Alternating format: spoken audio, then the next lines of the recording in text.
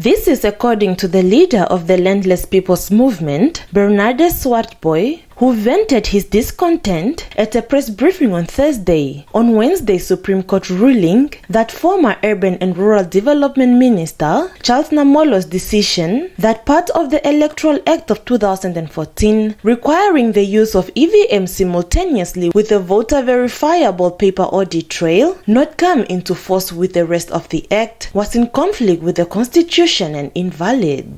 However, the court opted against setting aside the 2019 presidential election. The court, after finding objectively that the actions of the ECN having used a process of illegality and unconstitutionality,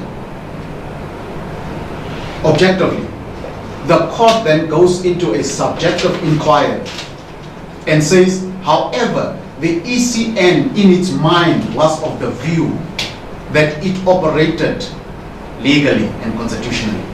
Legal expert Yerukekuro Dorokade, who disagreed with Swartboi's assertion that Namibia's judiciary is compromised, explained to NAMPA that the Supreme Court's ruling, Namolo's action, was held as inconsistent with the Constitution, which is a serious indictment on the concerned minister. Dorokade further suggested that the Supreme Court could have dismissed the application due to lack of jurisdiction, but opted for a broad and purposive approach in the interpretation of Section 172 of the Electoral Act.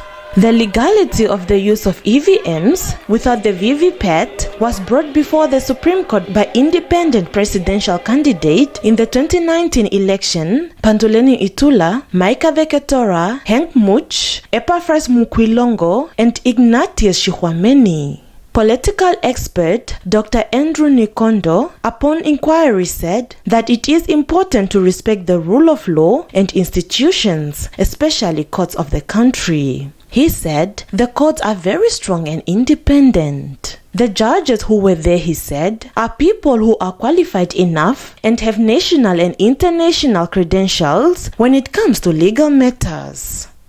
Josephina Simeon, NAMPA News.